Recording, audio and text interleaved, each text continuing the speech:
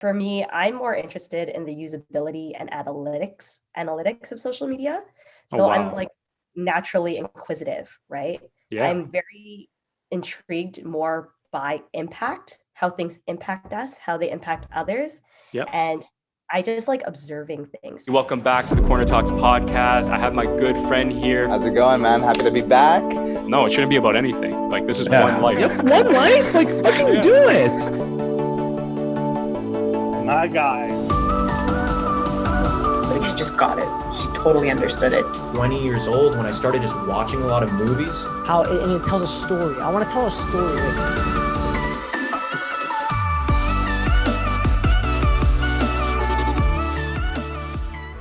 Today I have a special guest, good friend, Gizelle Lao. How are you? I'm good. How are you? I'm doing great. Thank you. Gizelle, it's been a long time since we last spoke. What was it, since high school? Well, we've been keeping in touch through Instagram, but to have this conversation face to face, it hasn't been like that since Writer's Craft, I think. Yeah, it's been a while. It's been a minute. Oh my God. Writer's Craft. I don't know if you can agree, but that was probably my favorite course. Yes, in terms of expression and just like freedom to think and free therapy, that's what it was. Yep. Yeah, honestly, we had great times. We were joking around before the podcast. You were harassing me, not in the literal sense. You were just, bugging me. But it was a fun time, It honestly, what kept things interesting, kept the class going. But it allowed us to think freely instead of always critically. And that's something why I enjoyed Writer's Craft so much. It served a lot for me, as a creative individual, into now my profession as a writer director, as someone that's operating their own production company. Would you say the same for yourself? Did it serve you for the better? I think it helped with my communication skills for sure. Mm-hmm. Being able to construct a story, even though it was an open, free form kind of class, you still have to know how to communicate your story, how to structure it, and how to grasp the audience's attention, right? Without being astray. So I think it helped me in my career that way, and like all my pursuits, in the sense that what I'm doing right now, you have to be a storyteller in a way. Yes. So that definitely laid some foundation for a lot of my accolades. Yeah, that was well said. That's exactly how I saw the course and how it served me. Communication skills were just dying. I was not doing well communicating myself written or orally. So the fact that we had that course that allowed us, again, to not judge us so much based on a criteria or rubric. I really, from my fondest memories, can remember just allowing us to tell stories, like you said. And that's something that I specialize in. That's something I see myself doing for a living. And I shared a lot with you about my ambitions, or did I? I can't remember when I was 17. Was I that open about my future endeavors? Not really. I would not expect you to have been doing what you're doing now, to be honest. Oh, okay, that's awesome. That makes me feel good, because that's what I'm trying to show, is like trying to inspire everybody that grew up with me that it's possible. So getting back to that subject, we share the same affinity for it, even though we can agree, at least it was probably like the most eventful time in an unforgettable high school experience. Would you agree on that? Yeah. Yeah, our high school is very interesting. Really, a lot of amazing folks there. A lot of amazing folks. And you just look at the generation now, right? And you're probably thinking, wow, we thought we had it bad, or if things were absurd, Yeah, like I wish when we were in high school, we cared more about the climate, because that's really pressing that's issue. right now. No, Yeah. for sure. Yeah, there's so many issues, so many things that are prevalent, but nevertheless, we're just, at the end of the day, kids trying to make their way. At least I am. But we'll circle back on that. But upon our conversations that led up to this podcast, we discussed many of our interests and our ventures that we're currently seeking. So I want to know from you, like, what profession are you currently pursuing in your career? And is this something you're fully passionate about? Currently, right now, I can't tell you the exact job title. I'm not one of those folks that's like, I want to be the CEO, the president of like this organization. I'm going to be this giant, like, own this giant business. No, I'm going to be quite honest. At this point of my career, I just want to do something that utilizes what I enjoy doing along with what challenges me. So, for instance, I want a career that utilizes data analytics, but also intersects like my finance and investment acumen with technology. Like, Okay. I like to picture it as like a 3 Venn diagram where it's like finance, data analytics, technology, find the intersection there. Yeah. So, No, I can highly relate to that actually. Like, get me, like, tell me if I'm wrong here, but for my production company, like how I set it up is like there's film, there's music videos, there's clothing, like the fashion sense, but it's kind of like under one umbrella. Is that kind of how you're articulating it? yeah, and they all have something in common, and that's Right. what's so important for you. Again, correct me if I'm wrong. For you, what aligns all of them is your creative pursuits in each one, Yes. right? Yes. Like you cannot. I personally think you cannot do fashion without being somewhat creative.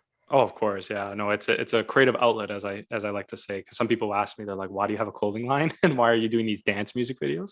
You're gonna see a lot more of those. Because it comes back to me being creative, right? Like me just having to scratch that itch, as they say. And creativity knows no bounds, as I always say. Like I am a huge advocate of that. You can be creative in any aspect that you choose, or you can kind of develop. Like this podcast is an example. It requires very minimal editing, but the fact that I'm having this conversation with you, the storytelling that takes place, that unfolds at the end of this hour, that's creativity. I mean, and anything to encapsulate that vision, exactly what you said. Yeah, it's making sure everything aligns. So I'm really happy you illustrated that for us, with the whole Venn diagram situation, because I'm not too familiar with data analytics, and personally, I don't think I've ever ever would like kind of lean towards that. I remember studying that in business school. But you were mentioning how it is a creative pursuit for yourself. Can you explain that more? Yeah, so it's creative in the sense that you have to know what you're doing with the numbers. You have to basically, at the end of the day, take these numbers and turn it into a story. The other week, I had a task where I had to take numbers and put it onto a slideshow, which is basically what I did my entire last year Right. of my program, like my school program. So again, you have to find a way to say to stakeholders, hey, these are our numbers and this is what it means. And this is what, for instance, is going to lead us somewhere, right? So Right. you're constructing the introduction, right? Here are the stats, here are the current stats. You're going to get to the climax, right? Which is, this is our actual sales today or X, Y, and Z. Right. Then you get to the downfall, which is like, oh no, we're not doing so well. But then you come back like a story Got and you. say, hey, but this is how we can make it better. So that's how I try to turn data analytics into my creative feat, but also just I like playing with numbers. Yeah, no, that's great. And to each his own. That's what I share all the time on the podcast. That's why I'm an advocate of is, doing something that you love, you're passionate about. That's why I asked you, like, as long as what you're doing, you're passionate about, right? Because I don't want you like burning out, dying out. You know what I mean? This is something that you found to be your calling, like something that you clearly enjoy, and you're making the best of it. And the fact that you're able to kind of interpret it as a creative venture is fascinating to me. Like I thought it was very, I'll be honest, black and white, no complexity to it. When I think data analytics, I think of just reading numbers on a spreadsheet, but you're explaining that there's more of a process to it. And that's how your brain is structured, right? Like you view it as a setup, a payoff, a climax, and then reverse engineering that, right? On steps to improve or where you went wrong. And that's exactly what I do, right? For film or editing or any kind of creative pursuit. So I love that we can kind of relate on that level. That's why I try to bring on people from different fields, like entrepreneurs and people in tech. I just had an animator on, because it's not everything kind of can serve under that idea that we're all creative individuals in our own right. So really cool. So as someone who's considered by traditional societal standards to be, I wouldn't say old, but like Think of passion, we should start thinking about, is what I'm doing worth persevering through, right? Because yes, there are for going to sure. be times when I don't like what I'm doing. I don't like what the numbers are showing me, but it's about persevering through that as much as I'm passionate about it. Well, yeah, you're exactly right. And that's where discipline comes in, right? Like that, like there are times people ask me, oh, how do you edit? Or like, how do you spend so many hours at the computer? Especially my family, they'll say like, aren't you tired? Don't you need a break? And it's a grueling process, I'll be honest. but the end result's always worth it for me. That's something I strive towards. Like it's still work. It's just not work if I were doing something, maybe what you're doing, or if I was in accounting. So would you say the same for yourself? Like, are you still passionate about it, or do you saying like do you view passion as a different sense? Like it's something that you just have to obtain yourself? I feel like passion is something that it requires self-discipline, like you Right. said, right? Like it's about being and enjoying like all the hard work you've put into it. So similar to like when you're editing, right? Yeah. You have to toll away at these like small like nuances, but at the end of the day, when you get your final video, when you get your final like piece of clothing shipped to you, you're like, wow, I did this. Yeah. So it's the passion that fuels the perseverance. The creative Right. expression. Yeah. It's worth it. I'm telling you, I tell people all the time, it is worth it, but to each his own, right? Like everyone has it differently. Like my sister tells me all the time, I don't know how you do it sitting in a room writing all day. Like that's not me. And I said, yeah, I'm like, but she's into fashion, right? Like she's into dance. That's her expression of creativity, right? So everyone's kind of different. I just like that we acknowledge that. So I remember like upon our conversations, you were saying something how you switched careers or you used to be doing something prior. And I wanted to know, like, at your point in your life, like by societal standards, like to have the courage, the bravery to do that. What kind of led to that decision? So basically, if we start it back from the beginning, Yeah. I did my undergrad in sociology. So 4 years, sociology, I really wanted to be a social worker or a lawyer.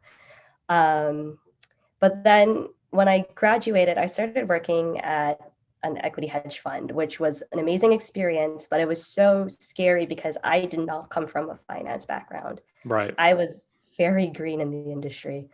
Um, so when I was working there, I realized, and again, they're an amazing organization. I had the best like 4 years of my life, Yeah. but I realized when I was working there that there was a lot of technologies that they needed to use and adapt to. Um, and I wanted to do more projects, but unfortunately, they didn't have the capacity at the moment. So I decided, you know what, especially with COVID, I want to go back to school and actually just try to pursue a hobby that I took on while I was working there. So while I was working there, one of my hobbies was like programming. Okay. So I would get data sets from Kaggle, like free data sets, Oh, wow. and I would try to make charts. I would try to kind of like skim through the data to try to make my own slideshows about things. And then because I worked at the hedge fund, I also played around with like stock data just for myself. Right. I can't give financial advice. I'm not an advisor, not certified. I don't have my CFA. Like, but it was just one of those things where it's like when I'm doing it so much after work and on the weekends, I might as well try it out. Right. Yeah. And I'm so happy you had the courage to try it out. Like you're not intimidated by, because a lot of people, again, like we were going back to discipline and how do you define passion? It's like people don't realize you don't wake up in the morning always and say, I want to do this. I know for myself, I can't say that, believe it or not, when I want to edit. Like there are some edits, it's like, yeah, I can't wait because I'm on a roll, like have that flow going on. But most of the times it's like, oh, it's like you're just like dragging yourself to the chair. But the important thing is you're showing up. You know what I mean? Like you're just sitting down and you're like ready to learn. And there's going to be hiccups, there's going to be that first hour or so where you're just like looking at the ceiling. Like this last video I just did, it took me like literally 5 hours to get to a good creative flow, to find the voice of it. That's because I started from scratch. And my mother always has, wise advice. She tells me that's because you just started the video, but now that you started it, the days are just going to go by quickly. And she was right. So even though I've been doing it for the last, I don't know how many years or close to a decade, I still have those days where it's new to me, where it's like, I'm unfamiliar with the process. Like, oh my God, why do I feel this fear? Or why do I feel, this hesitation? Right. So credit to you, like, yeah, that you went above and beyond and like learned for yourself a new skill set. And it's good for you too, especially as you mentioned, like society standard, right? Like Yes. switching careers at a later age is kind of frowned upon. Like even my parents, as much as I love them, they were kind of bewildered. They were like, "Oh, No, but I you already believe it. finished your degree. Like, Yeah, why do you yeah. want to go for Why are another you degree?" wasting time, as they say, right? Yeah. Yeah. Like you could just work now. And it's like, well, no, I want to focus on my craft. And I'm sure you've probably gone through the same. Oh, 100%. Like that's the story of my life. That's why I'm so fired up, and like I want to continue because I feel like now I'm in this flow. There's ups and downs, don't get me wrong, who knows. You get a call from me one day like, I'm stuck again. But it's just been a grueling like process. But I had to be a fighter. And we were talking before the podcast how you always saw me as like a quiet individual, and I was, I still am, to some degree. I'm very um observant, and I'm just kind of reserved, like in the shadows. But there are times I've grown out of that character because I had to be. I've developed this sense where I need to express who I am, and I need to fight for what I want, because there was most part of my life, I was kind of living other people's lives, I don't regret any decision I made. Like I pursued marketing at Ryerson. That's something I want to do. And that's something I carry to this day, like in my profession and my business. But an example, like, when my high school teacher was encouraging me to go to graphic design, because I have an eye or I have a marketing talent or whatever have you. And I'm in the mindset of my parents, like, oh, I gotta, get a good job so it pays me well. Like that's how I was speaking at 17. Mm-hmm. And if you were to ask me like now how the mindset, it's like I don't have that same attitude, like I don't see it that way. I actually encourage people that if you really, because the way I look at it is like, yeah, you're fine now, or you're content, like it's satisfying now because you can pay the bills, you can get the house, you can get the mortgage. But I always look at my parents and my grandparents for reference, because people our age don't realize that life is that long. Like people will say life is short, it goes by in a minute, and I'm like, it is. You know what I mean? But God bless you, what if you do have like a good 90 years?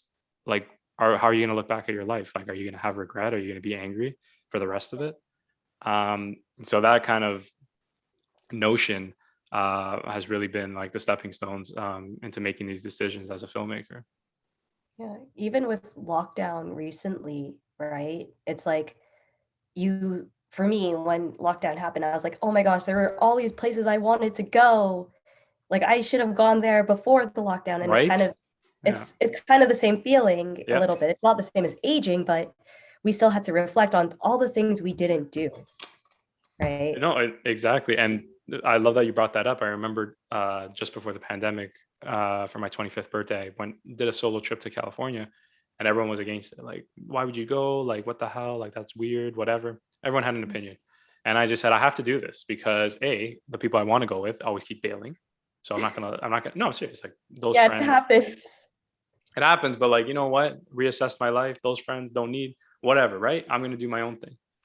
Mhm. And good thing I did, because I got to experience a landmark for me in the industry. It's Tarantino is my hero. If you've been listening to this podcast thus far, Tarantino, I'm obsessed with him. So he loves the Cinerama Dome, and he shot many sequences there. And Once Upon a Time in Hollywood. Point is that it's a cultural icon in the industry, and I got an opportunity to watch like 2 or 3 films, Lawrence of Arabia to Mad Mad World, like 4-hour epics in this theater, and they did a whole premiere gala and whatever have you. And my point being is that when the pandemic hit, it's out of business. It's permanently closed. When I went to Los Angeles last, they completely shut it down. And I said, wow, I would have missed that opportunity if I didn't take a chance, if I didn't believe in myself to go on a solo trip and, not listen to anybody's opinions, So Mhm. like you said, back to the point, it's like the pandemic, I don't know about you, was a huge eye opener. It allowed me to catch up on the things that mattered to me. If it wasn't for the pandemic, I don't even know if I'd be here right now talking to you, I'll be honest. Um, I think I'd be on the way to the career, but it wouldn't be at this point. I think it would take much more time, because I was in a very dark place in 2019. But through the support of my family, my friends, and like, just the conviction really within myself, I utilized the pandemic to my advantage. Would you say the same for yourself? Yeah, again, if it wasn't for the pandemic and making me reflect on like, I wish I'd done this, I would have never thought, I wish I tried going back to school, Mm-hmm. right? Because I was content, I had a great job, I was on my way to like, the American Dream, white picket fence. Oh, kind really? of- Like you were moving up, eh? Fast, nice. Yeah. Like I wanted to like leave my parents' place like ASAP. So But yeah, it all changed. it all changed. I mean, I still live on my own, but I'm glad I'm living on my own, doing something I thought I couldn't do. Especially, Yeah. I think you said it before. One of our teachers, wanted you to go to graphic design. I failed math. I failed grade 10 math. Wow. Like, You failed it? Oh my God. I like almost I failed it. failed. Yeah. Like I thought I was terrible at math, but now my job is, and I want Mathematics. That's to do wild. math, doing statistics. Yeah, I'm not too crazy about like our education system between you and me. There were, for every like one good teacher, there was 100 like useless people. Yeah. And our guidance counselors are under a lot of stress. They can't help guide like hundreds of students. So I get it. yeah. Yes and no. Like I believe if you really care about your job, like in the like invest in the student. Like if a student comes out of their way to like talk to you about like their future, like Yeah. that's their job. You know what I mean? Yeah. But like, I don't know. I think that like, for instance, I wish I had more guidance because I was actually, it's weird. I was really good at math, like as a kid, got to high school, didn't do so well in it for some reason. Now I'm back. It's weird. Life is weird that Listen, way. you don't have to explain. And there were some, by the way, great guidance counselors that helped me Yeah. in high school. So like that's what I mean. Like they're not all bad. I'm just saying is, I just when you find a good teacher or someone that really believes in you, like hang on, Yeah. because it's very hard to come by. A lot of people, like you said, I know you say they're under a lot of pressure, but there was no pressure. It's just how much are you willing to help the child, right? Because when you look back, like we were minors, we didn't had no idea what was going on in the world and how to Mhm. navigate it. Now they're introducing this subject about teaching financial literacy to elementary school students. Like that's important to me, like that's stuff that we need to educate students, not bullshit like make sure you come to art and science class and learn about planets and stuff. Like that's great and all, but what are the fundamentals that we can actually survive on, like practical sense. There needs to be a balance. So I can go on about it, but that's just my opinion, right? At the end of the day. But I think we had like, yeah, similar experience on, coming up. And like for me, math, just trash. Like I did decent, like 70s, Yeah. but could not understand it for the life of me. Because again, I'm creative. So math numbers to me make me nauseous, like that it's just one answer, because me, it's like, there's so many different possibilities, right? As my whole career path is unformulaic. So math to me is not in my cards. Anyway, I want to get into social media. Okay. So, as an active user on social media, I often grapple with the purpose of the technology as to whether it's uplifting or destroying aspiring creatives. And we live in a world far more unfamiliar than the one we knew back in high school, as we were discussing. And I wonder if people still make the same meaningful connections as we did. So, how has social media served you both personally and professionally? Do you want to start with personally first or professionally? Yeah, you can go personally first. Personally, I think it allowed me to keep connected with folks. Like, Okay, great. especially look at our case, I would Yes. probably not have spoken to you unless we ran into a coffee shop Yeah. or you literally came up on my friend's like Instagram story. Yeah. And I was like, oh wait, he has a podcast. Oh my gosh. Like I just went into like that tunnel vision of like looking at people's pages. That's awesome. I always do that. Yeah. As creepy as that sounds, I'm so sorry. No, but it's not, it's only human. Like everyone does it. Like you get lost on someone's page, you're like keeping up, you're like, oh, this person knows this person too. Oh my God, he has a mutual follower, and you get lost, right? Yeah. And I saw you doing like all this, like these interviews. And then I saw the fashion line. I was like, oh my gosh. Like, That's wild. It makes it feels so good hearing it from the other end, because I'm sometimes in my own head. And I'm like, is anyone really listening or caring? And not that it matters, but like sometimes it's like, what am I doing? Like, is this even like a thing, right? Like, am I just putting out stuff for nonsense? But obviously I've reached some milestones in my life that I can safely say I'm on the right path. And I also have to accept just the artist path. Feedback is not instantaneous always, especially what I want to do. It's, as a film director, it's going to take years to build and cultivate a brand for yourself. that people can understand your stories. It's not like I can draw something and post it, you know what I mean?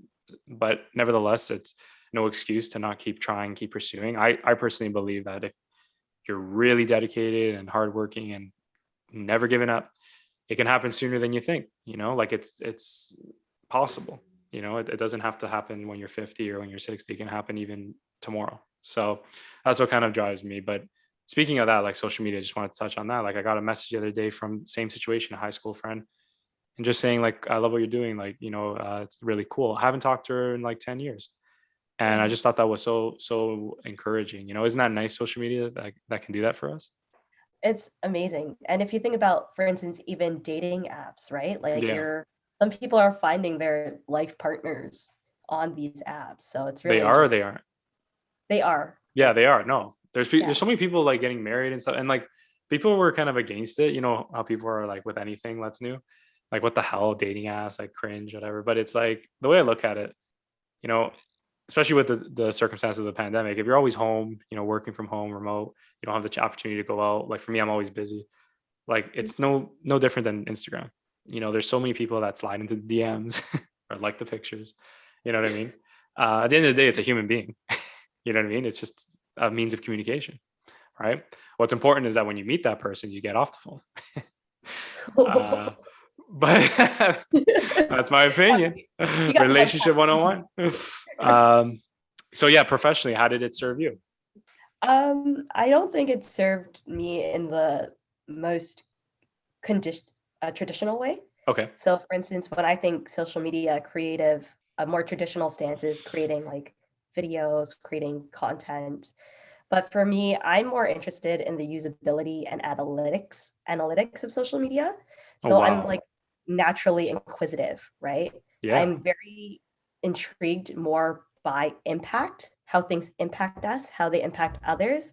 Yeah. And I just like observing things. So I use social media professionally to see companies I'd want to work for or industries I want to work in. I'm really into the gaming industry. Oh yeah, video games?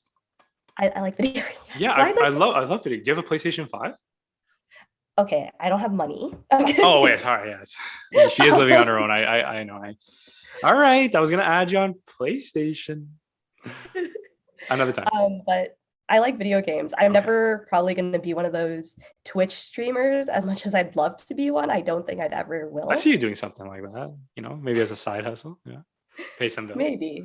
Maybe. But I like to see, for instance, how people react, right? One of my friends has he's a Twitch streamer and I love watching his videos because I love the comment section. I love how people are interacting with him. I like how he's getting people to engage, and that's what's really interesting. I would love to look at people's analytics, as weird as that sounds. That's awesome. Yeah, no, I love video games, and that's another, again, storytelling outlet, creative outlet, if you will, and something I aspire to do as well, be a video game director. Very inspired by Last of Us, God of War, like those kinds of narrative driven, Horizon Zero Dawn or Forbidden West that just came out. Are you familiar with these games? The Last of Us was so good. Oh my god! Right? They're making an HBO series. Even the second one was really good. Right, but I love video games so much. Like I would love to do that. Like being a credible, established director, like having that power to just create a story. Yeah. Definitely aspire to that. So really cool that you have that mutual kind of liking towards video games. So you have PlayStation 4, or what games do you play though? Right now I'm really into my Nintendo Switch, as basic as that sounds. Yeah. No, I like Valorant, so. Pokemon Arceus? Valorant, and I don't have Pokemon Arceus. Oh, okay. I still have to get that. Yet to get. Scarlet and Violet, right? It's coming out. Scarlet version. I think so. Yeah. I haven't. Are you a Pokemon fan? Right now, I'm stuck on Kirby's Forgotten Lands. Oh my god! You got to be a Pokemon fan fast. Don't judge me. If you're getting kicked off this podcast, only Pokemon fan. Really? That's a criteria. You have to own a business. You have to be creative, and you have to like Pokemon. I like Pokemon. I was just joking, but yeah, that's crazy. Definitely, yeah. I see. I remember, yeah, you being a Pokemon fan. I thought, what was it? Did you play Sword and Shield? Yes. Yeah. Yeah. Yeah. It's just a matter of time. But I'm lagging on the video games because I've just been so busy. And I do like video games. Yeah. It's an outlet. It's a storytelling outlet. I love Pokemon, as you can tell, specifically because it's very nostalgic to me. Like when I play it, it brings me back to my childhood, you know? And I know it's It's cliche to honestly say, a but it's true. connector. Sorry? Like it connects people. You know what I mean? It really does, yeah, like generations across. But I don't know, like I had such a fond childhood. I had great memories, like friends growing up and whatever. But um, when I played, it always brings me back to like that time. But they're not like they used to be, like those games. The games when I was growing up, if we were growing up, like You're more those were a challenge. Like they made those games easy now, or maybe I'm just older. But you just got more, sorry, what's up? you got more experience. That's I it. got more experience. Maybe that's it. Just I was like, yeah, I think you just are pushing 30. So Oh. it's all good. See, I don't, by the way, like on my age, like I don't feel old, you know, like I feel really young. I feel like this is my prime. Like this is like the cusp of something better. Yeah, I think NBA players, right? Their peak is actually in their 27, 28. Yeah. 20, yeah, late 20s.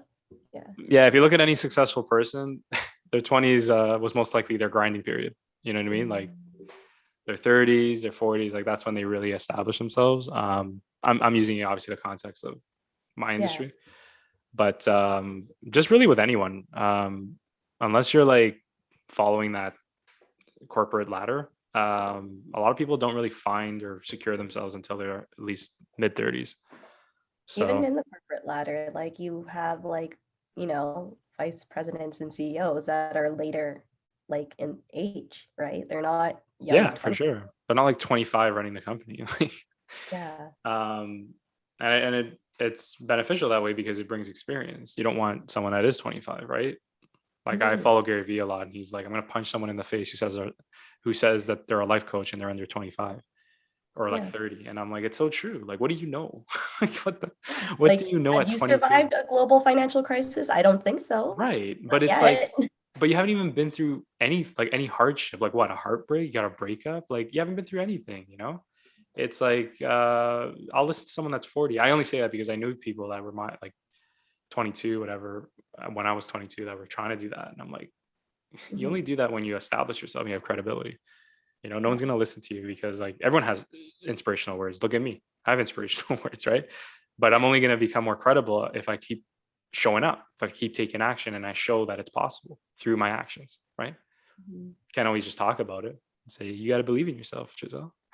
I think the biggest career faux pas is assuming that you will be, or you deserve to be, I should say. People think that they deserve to be a CEO at 21. Yeah. Oh my God. 21. Like, I didn't know it was 21. I thought it was more 25, but even 21, like just get out of the room. Yeah. That's wild. Honestly. Yeah. Like, and this is what I mean by like back in high school and like, just, I don't know if you had the same experience. Like it's laughable, right? Like we remember how we were, like everyone trying to get into that university and like everyone's trying to like make money by a certain age. And it's like, no, it doesn't work like that. I've always been a person though, even since back like when we knew each other, that I always wanted to make money off of something I really loved doing. Do you know what I mean? Yeah. Like I was never passionate about like going to business school because, oh, I'm going to make six figures. Like, I don't know how to explain it. Like I always wanted to be proud of like making money for something that I created with my mind. So maybe I was different. I was always the weird one from the bunch, but it's okay. I leverage that. No, that's really down to earth. That's really cool. Thank you. Well, it's similar to you, right? You could have continued this corporate path. You were just explaining, right? For sociology or what you were doing prior. But you chose not to. What drove me was, again, impact. Sorry to cut you off. No, it's okay. Impact? What do you mean impact? I think that it's very important, I guess, especially as a woman of color, to be in the room, right? I might not be able to be physically on the ground, right? Helping my community sometimes, right? But at least being present at the table is the impact I wanted to do. And I realized that I can't make space for my people unless we are in positions of power as well, right? Very true. Change yourself before you change the world, right? Exactly. Yeah. Like clean up your mess before trying to clean up other people's. That's very smart and very wise. And that's exactly it.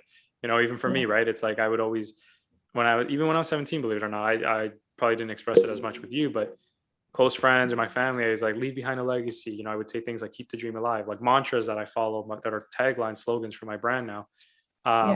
But it's like, you can only say it for so long, but you have to take it into action, like for yourself, what that word means, you know what I mean? For people to follow it.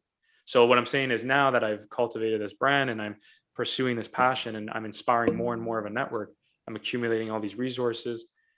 Now, when I say keep the dream alive, like I just inserted it into one of the videos I did for a client and they spoke the words, like the slogan to my name, because it worked into the whole like monologue, because I wrote it for him. It was like beautiful. It was like, that's like, I got emotional. I was like, I felt the words, for once, like this is a video I made, I wrote it, I directed it. And now they said those words, you know what I mean? And it's going to be seen in front of like hundreds of people, venues, right? So it's like, that's what you got to do. You got to change yourself before you can change any human being or the world for that matter. Oh, 100%. Yeah. That's a really cool slogan too, because it really resonates with anyone, like whatever you go through in life, right? It's true. Yeah. Like that's why I love it, because it's not just film. Like for me, it's film. Like that's what I tell myself every day, but I can apply to anyone. Like keep the dream alive. Like whatever you want to do, keep it alive. Yeah. No matter what Everyone you do. has dreams. Everyone goes to sleep. So Sorry? everyone sleeps. So everyone dreams. Everyone dreams. Yeah. Everyone 100%. Right. The problem is we wake up. Right. And it's like, are those dreams real or are they not? But yeah, keep the dream alive. Yeah. That's something that I always want to be associated with me. And that's why I propel it like with my brand. And yeah, like you said, it resonates. A lot of people love it. It's very to the point. And I even say it too, like to chipper myself up, or like if someone brings me down, like keep the dream alive. You know what I mean? Because you got it. Every day, no matter what you're doing. If, like some days I'll be, dragging myself to the desk to do work, and I'll just do something that's like for the business or something that's creative. And that's what I mean by keep the dream alive. It's like you're always doing stuff that's toward the dream, even if it's so small as to like write a sentence. You know what I mean? Yeah. So. And again, as you said, in a world where everyone's kind of telling you can't, you have to be the one person in this world that says, I can. Yeah, you said it right there. Like my whole vision is to disrupt the family tree, as I say. So it's like you follow the ancestry, you follow everyone, and then it's like, oh, this guy Daniel, like he went off the rails. He went to a completely different side. You know what I mean? Because for the longest time, Giselle, like I was growing up, it's like immigrant family. My parents are from Italy. Like you got to go to work. You got to go. You got to go to school. You got to go to work. You got to figure out what you want. RSP, all this shit. And I'm like, I haven't even had a moment to breathe and think about what I wanted to do. Yeah. And I fought tooth and nail for like where I am now. Not so much now because I start to see things coming to light, but wow, it was a journey. Like I had to really like tell people off, because no one else is going to do it for you. You know what I mean? No one's going to tap you on the shoulder and say, you got this, like, keep going. You got to do it for yourself. And it's an ego thing, right? If you fall, you'll be humiliated. But for me, because I suffer with, I don't like regret. I don't like dealing with that. Because I start dwelling and I ponder on thoughts. The last thing I want in my life is to think, what if I did go for that? Where would I be? Do you know what I mean? So it's like, you gotta just fucking do it, because before you know it, you're wrapping up your life and you're retired. It's better to say like, oops, then what if? 100%. Yeah. So getting back to social media, and this probably aligns with what we're talking about. You put a caption in your Instagram bio saying "Stay gold, new levels, new devils," and I want to know what that means to you and how can it inspire us. So "Stay gold" is the OG quote from The Outsiders. Fortune favors the bold. I love that. Yeah. Yeah. Especially in a world where it seems like everyone's disconnected, everyone's a bit hard. It's sometimes important to kind of just let yourself be soft, let yourself be vulnerable. I think that's what it meant to me when he said that. Like, stay gold, stay trying to find the gold in life and the beauty in life. Yeah. New Levels, New Devils is actually from a podcast. So it's called Hats Off Podcast. Oh, wow. And I just really liked it. It really resonated with me because it just reflects how, as we move into new stages, we have new temptations. We have new devils, right? Like, for instance, if you're in a new job and you're in a higher tax bracket, right? You have more temptations, like you want to spend more, but you have to kind of like bring yourself back. So I think that it's a very humbling quote as well, right? Just trying to stay on the 100%. same level as you were when you were a junior, Yeah. because that ego could really hurt you. Yeah, for sure. Well, I have fears myself, right? Like, starting over in the sense of like in a different industry, or like I'm forced to like go somewhere else, like a different path. Yeah. And I try to not entertain that thought. Um, but like you said, new levels, new devils. Like every time you're going up, progressing in your career, in something you even love, right? Like initially, like I don't know, it's a big fear. Like recently, I made this huge kind of job change, Yeah. and I kind of like took a risk to go with a client that has more promise. Um, but I needed to do that. Like it wasn't easy. It was easy in the sense like I know what's right for me, but it wasn't easy because I don't like quitting. I don't like being on a path, believe it or not, that's unstructured. Mhm. There's a part of me that like does keep me alive. Like I like that, a little bit of that hustle. Like, you never know what could happen. But obviously I'm human. Like I don't want to be doing that forever, like always, bouncing around. Um, but I think it's important, right? Because we got to make that decision because you'll never know. And if there's anyone that our heroes or successful people has taught us is you got to make something like a crazy risk along the journey, and put in the cards, right? A calculated risk, right? That you believe the odds are in your favor. So, Yeah. um, yeah, I'm so happy that you have that quote. It's a really nice passage, actually. Stay gold. Yeah, I remember The Outsider. That was fun. Did we read that in high school or elementary?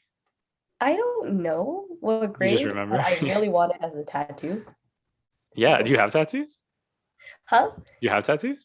Yes. Oh, okay, okay. I won't ask placements, but I just wanted to know. Awesome. So, like I said earlier, we've known each other since high school, and the last time we had a conversation like this was probably like grade 12. And there have been a lot of changes and experiences that have shaped and defined me in the last decade, and I'm sure as for yourself.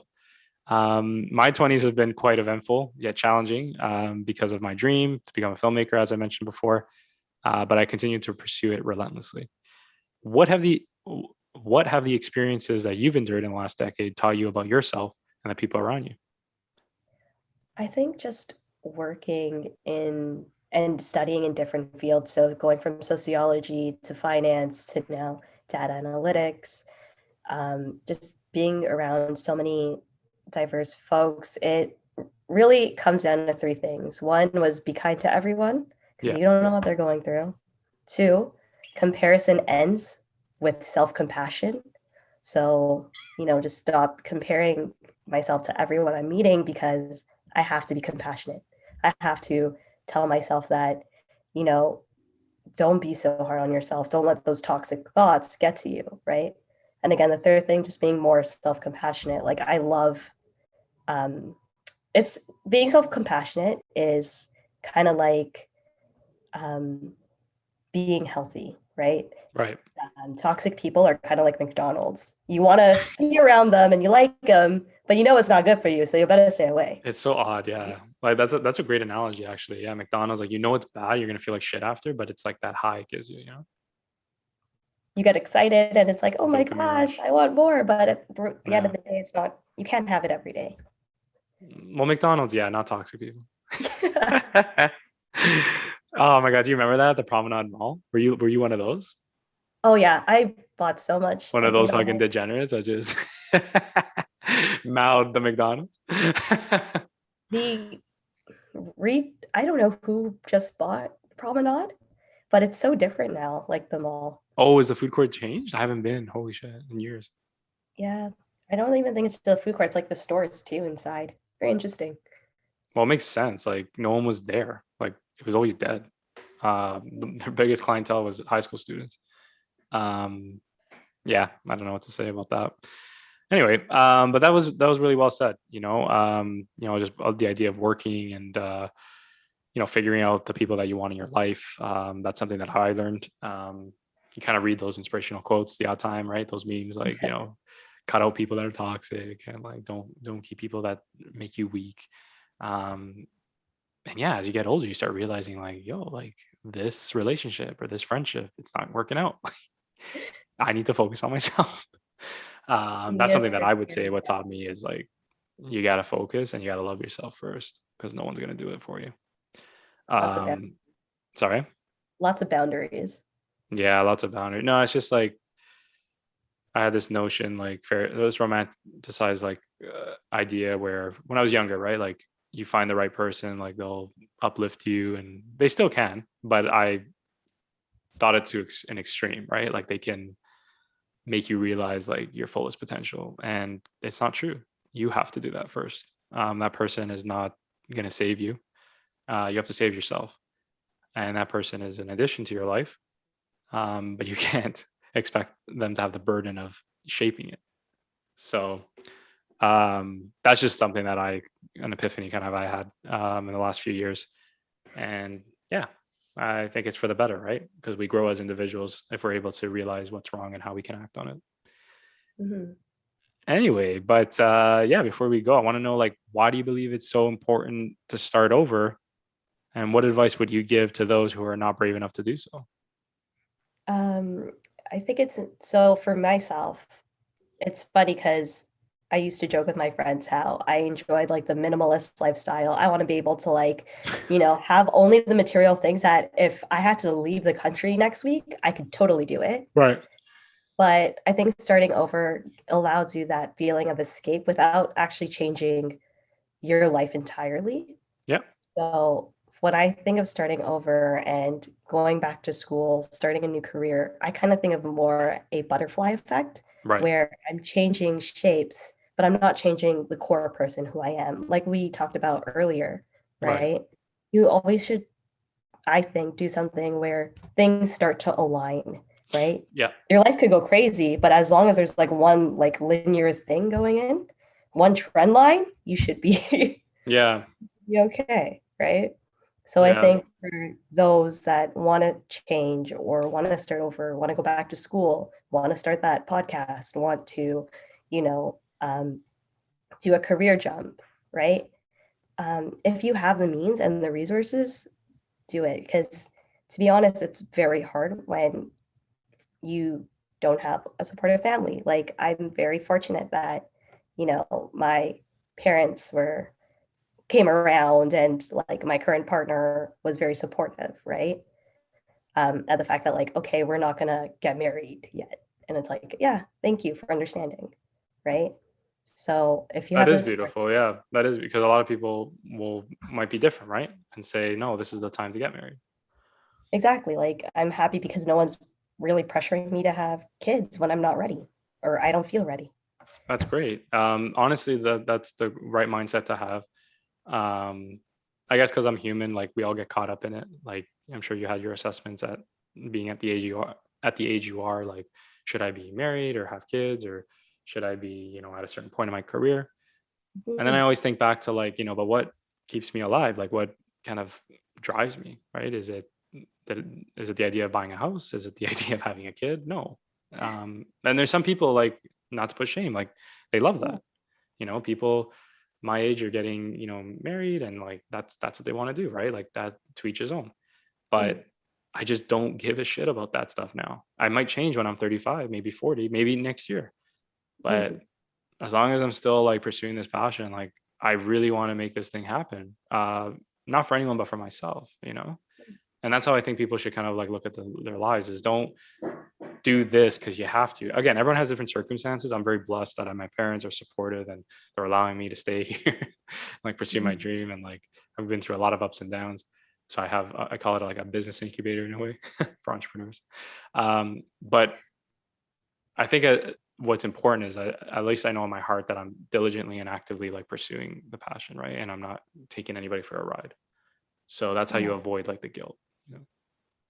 And I also think it's a lot of trying to, again, be self-compassionate and honestly ignoring what other people have to say about your life, right? Yeah, because they got so many issues themselves. Yeah. Not to be rude, but like let's be honest. Like if we imagine me like judging you, right? Like just for a Yeah. second. And then you like flip it around and start attacking me and saying like what, like are you perfect? No, I'm not. I got a lot of stuff that I got to resolve and I got to work on. But who am I to like tell you like, oh, why'd you drop out of your career? Like that's how I look at it, you know? Yeah. For sure. Yeah, that's a very mature answer. Yeah. So thank you, Giselle. I appreciate that.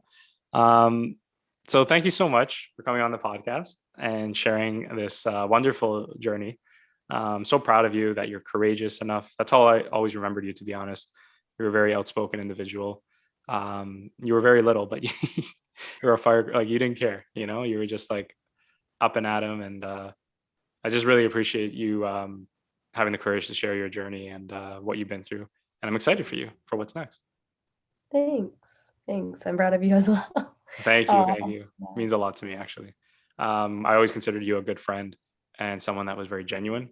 So when you say that, it really touches my heart. Yeah. Oh, okay. Yeah. We can leave the cheesy stuff for like other. Yeah, right. I know. I got to put in that cheese, you know. So anyway, thank you again, everybody, for listening, for coming on the podcast, Gizelle, and we'll talk soon.